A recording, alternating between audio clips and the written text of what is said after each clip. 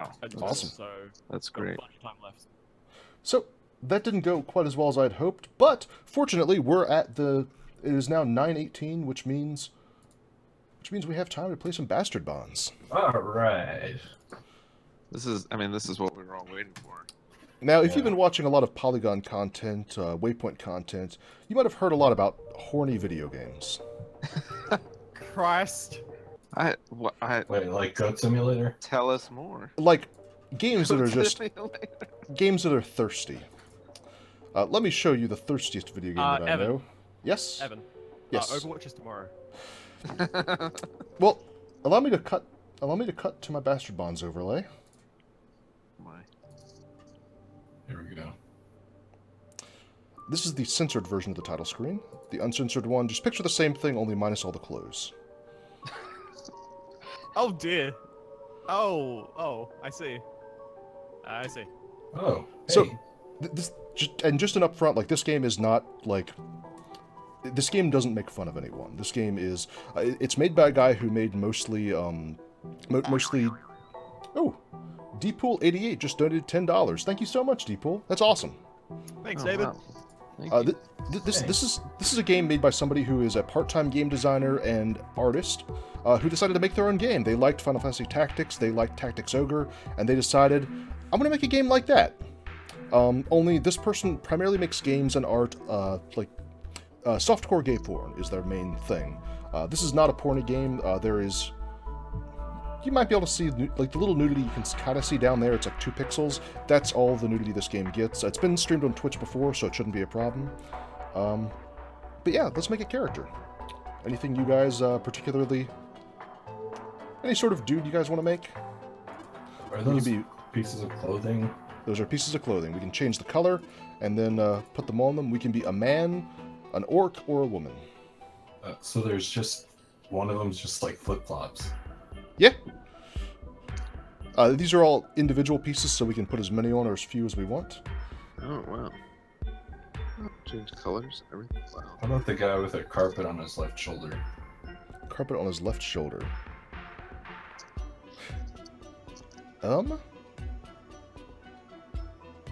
Which one's that?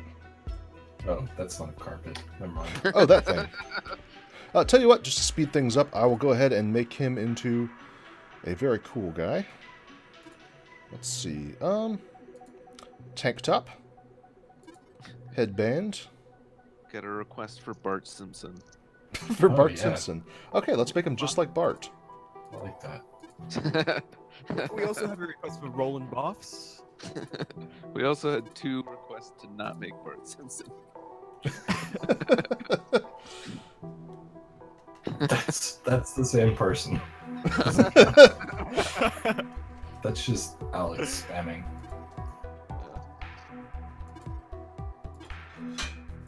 I should probably speed things up because we don't have that much time, but I like the character creator in this. You can create your own hero. You can also create heroes for your party that you can recruit as a general hero out on the overmap. This game has, like... I want to say this game has, like, 40 or 50 different recruitable party members. Whoa. Let's give him a towel.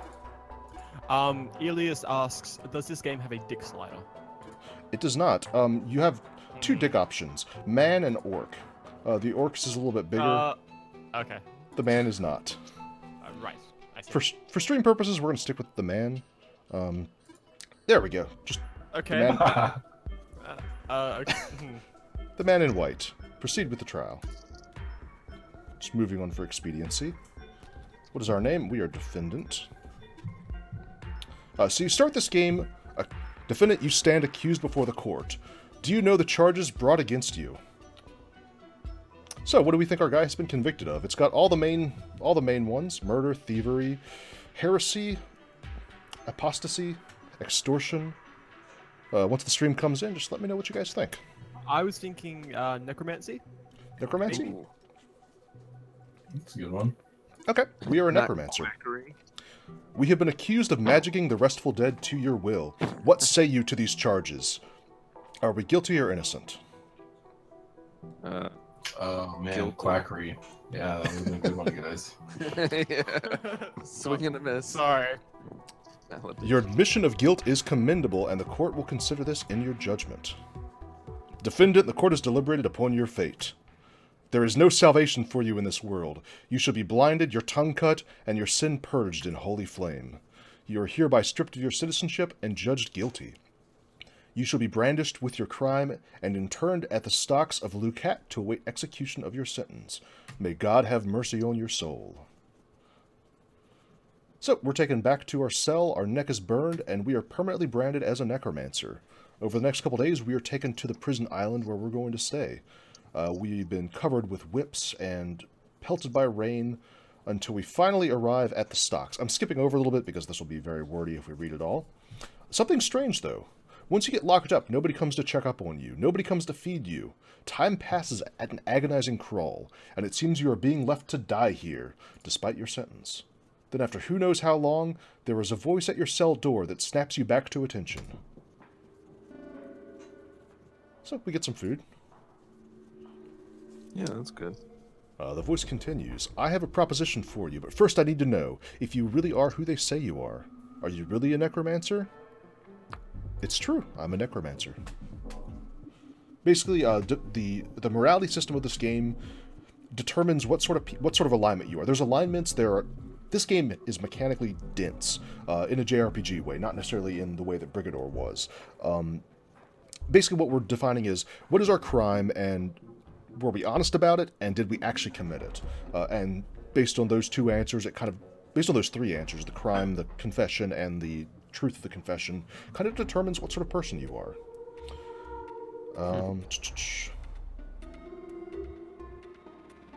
Yeah, so the man kills a guard, and you find a key. So we get to build our character. I won't get too much into how the skill system works. It's really cool. We are mostly going to be magic.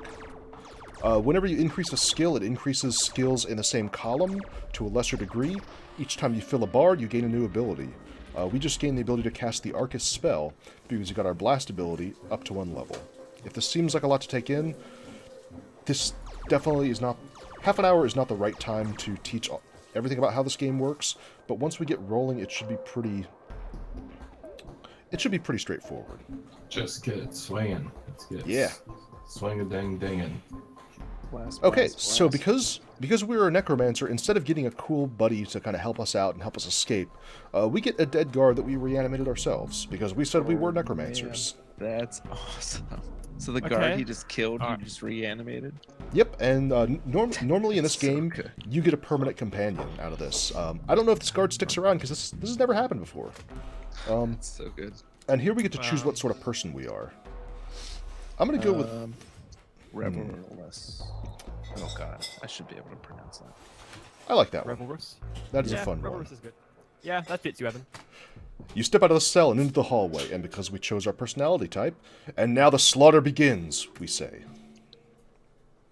So basically we're playing as our Brigador character again. Nice. So this game... I see a theme. Is everything okay? Everything's fine. This game is a tactical RPG. It plays kind of like Tactics Ogre, but faster, and I'm going to skip the tutorials. You move by clicking, right-click interacts with objects, left-click moves. So, we're now in combat. Combat takes place on the same map as the rest of the game. Normally you would move, and then they would move, and then you would move, and then they would move. By holding shift, we can take a risky action. If we take a risky action, we can take multiple moves during a turn. So you can see up here in the top, this is the turn indicator. Once everybody finishes their turn, they wait until the next turn, just like in Tactics Ogre. But by taking a risky move, we can take another move at the end of the move order. So, I'll explain it a little bit more once we make some moves. So you see that little tiny bar up there filled up when I made those moves. This is your risk indicator. It's a probability that you will fumble your next move. If you fumble, your turn ends immediately, and you open yourself up to attack. Your defense goes down. You have to take risky actions to progress in the game. If you don't take risks, the enemy will just obliterate you. So every battle is kind of a push-pull of how much risk do you want to take versus how safe do you want to be versus how much of the enemy do you want to try to eliminate early. I have a comment from David, who Yes. says that you should find a job as a tutorial. Also, Yeah. Summerose Proust says, Evan sees the world at a 45-degree angle. That's a good point. I never realized that. These games are both... Yeah. I don't want to say the word isometric because I know that what I think of as isometric is probably wrong. 'Cause I know isometric has a very specific definition. I just don't know what it is. So we are looking for a lever or a key or something to allow us to get out of here. Yeah, this game looks better than... I guess I didn't look at the trailer close enough, but this game looks alright. I like the walking animations. They're kind of like when you're moving a Monopoly piece around the board. You know? Yeah. Yeah. It's Yeah. got a board gamey feel. And the... Yeah, I like the graph and the drawings. I have a question based off a comment from Zombie Chocobo, Yes. who wants to know, who asks, do you know what a roof looks like? Oh, I spent my Wednesday this week trying to inspect a roof despite all the snow, so no, I don't know Okay. what it looks like. Alright. But I know what a snow-covered roof looks like. So basically, the core loop of this game is you have these little maps like this, you explore, you find items, you fight monsters, you fight people, and you clear these little discrete maps. They're kind of the size of an XCOM map, to kind of give you a point of comparison. There's so much going on in the later parts of this game, though. Once it opens up and the tutorial's over, you gain the ability to establish a base. There's no real base building, but you can assign people to certain tasks, and that determines different bonuses you have. The size of your base determines how many people you can support. Huh. I Have you beaten this yet, Evan? No, I'm about 30 hours in, and I think I'm at the halfway point. Oh, okay. Ooh. It is a big game. Yeah. See you, Melty Goblin. Thank you for joining us. Yeah, thanks Oh. for your donation. Yeah, Thanks for joining. the donation and the company. So does this have like a sort of main story that you're following? Yeah, right now you don't know much about the story. You've just been transported to this gigantic prison island as a prisoner, and you were breaking out. But as things unfold and you start to... So you spend a lot of time just kind of stumbling around the island, enjoying freedom, fighting for your life, and just trying to just get by. After a while, things start to sort of calcify, and you get a better idea of kind of the forces at play on the island. There's a couple different things you can do. Like some characters really want to get out, really want to escape. Some characters want to make a life for themselves on the island. Some characters want to take revenge at the society that shunned them. Yeah, I get that. Yeah. Also, just a little kind of detail. Almost everybody on the island is male, and without exception, all of those men are gay or bisexual. This is a game that basically the creator said, like, I want to make a game. I want to make like a lot of games kind of take male heterosexuality for granted. Not a lot of games take male homosexuality for granted. So this is very much that. That's cool. Yeah. All right, so we just got a broken sword, which I'm actually going to give to my zombie. You get weapons in the game, you get armor. There's not a lot. You're never going to be going through like mountains of. You're never going to be sifting through mountains of items. I have a question. Yes. So you've raised your the guard from the dead, and he's now your zombie, Yes. correct? And Correct. this game, it takes homosexuality for granted. Uh huh. Um.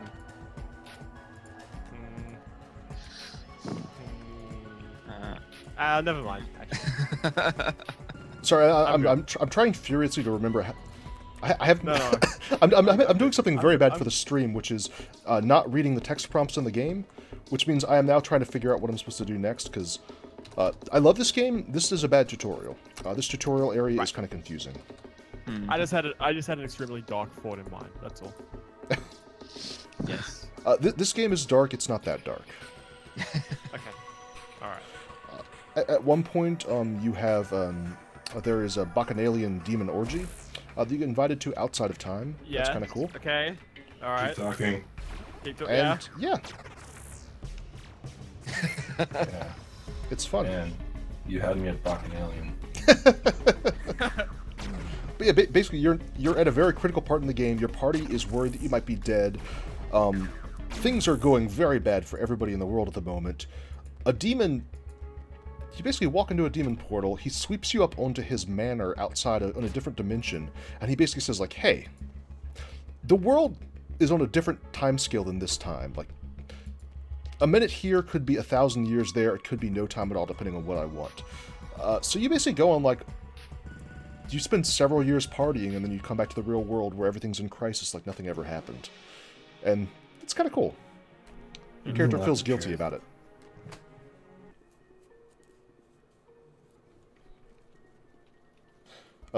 Isogram in the chat says he just realized that I chose shorts for my character because I love shorts myself. He's not wrong.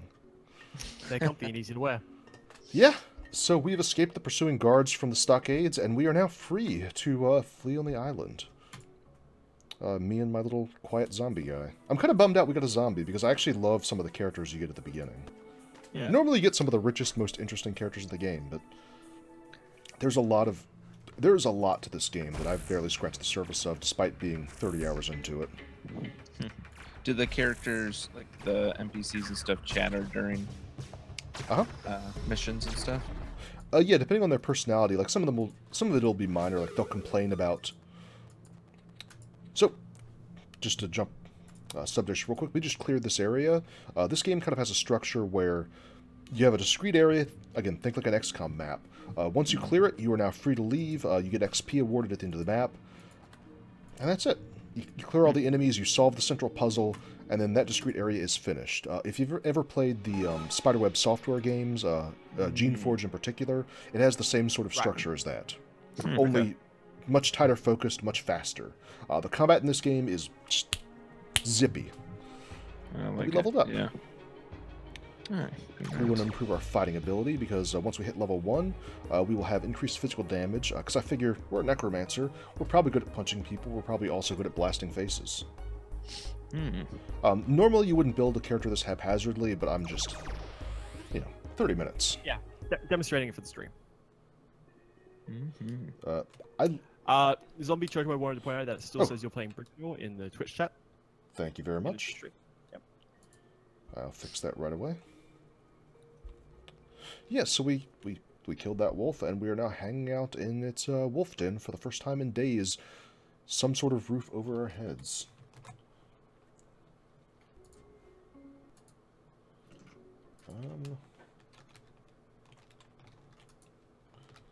Sorry, I'm trying to bring up the Twitch control panel.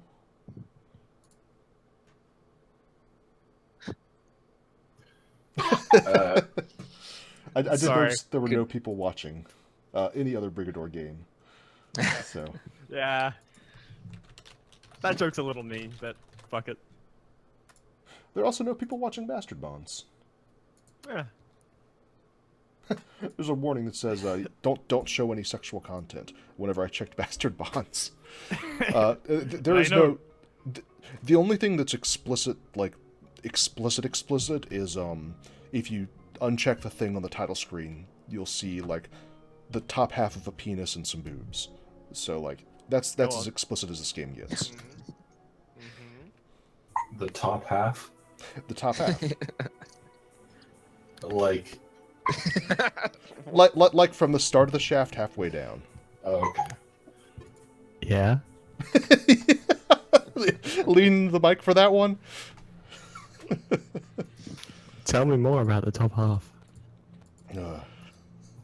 It's the top. Isogram says it's the best app.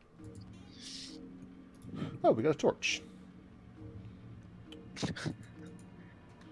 Lights up the area a little bit more. Certainly the most useful half.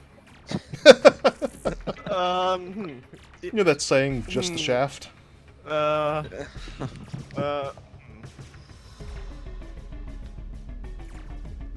I do love the music in this game. It's not as good as Brigador's. Like, it doesn't have the same, like... I wouldn't listen... Does it have a synthwave soundtrack? It does not. I wouldn't sit here and listen to it. Like, I actually ordered both Brigador albums. They're great. I have them on vinyl. I wouldn't do that for this, but this game is really good for the type of game it is. Like, it fits. We have a question from the chat about, Yes. From Wooden Spoon. Favorite half of the penis, top half or bottom half? I like the left half. Okay. We also Sure. got. We also have a Duckfeed TV asking or hoping to see a little more cat before the end of this. Oh, absolutely. Yeah, I'm gonna finish. I'll probably finish. Let's see, what time is it? 9:38. I'll probably do this map and maybe one more. Then I'll switch to my secret special game and show off the cat. Oh dear. All right. Ah, yes. Duckfeed TV is Cole right now. Oh, cool. I think it was. Cool. I thought it was Sporky earlier. Sporky is the DuckSpring Got Twitch it. account. Yeah. Gotcha. Yeah. Whereas Duckfeed TV is known podcast extraordinaire and serial killer Cole Ross. So this game has a cool resource management system. You can only bring in a limited number of items into any battle, into any map. Right now, because I'm low level, it's only 2. If you spec your character in a certain way toward party utility instead of individual combat ability, you can increase that by quite a bit. So you have to be pretty careful. These are recovery items. Potions can be used anytime. Food can only be used outside of battle. And once you use up your 2, that's it. That also determines how much loot you can carry out of here. So if you bring a lot of expensive gear with you, a lot of expensive potions, you're not going to make as much money off the run, because unless you use everything you have to be really careful about what you pick up and what you leave behind. 'Cause as soon as you leave the map, everything that you left here is gone. Do you start finding better food? Because, like, soggy sandwiches and dry chicken. You do, yeah. So one thing you can do once you get a base set up is you can get a chef that will cook you all kinds of awesome food, or sell you all kinds of awesome food, that heals much more. Yeah, this seems really cool. Take that, Breath of the Wild.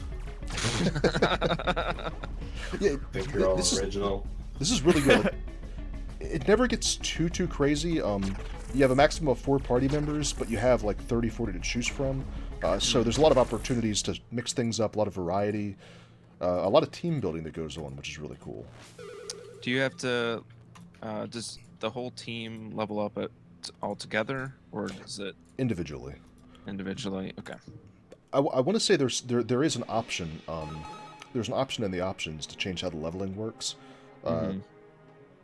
Change how the enemy scaling works. By default, the enemy scales based on the party level. You can have it changed to scale based on the character level, because your main character is always in the party. He's always leveling. If you set it to his level, that means you can clear 1 or 2 like random maps, because once you finish a map, you can go back to it, and after a while, enemies will come back. It means you can clear 1 old random map and then like have you guys catch up and level real fast. Yeah. Yes. There we go. That's neat.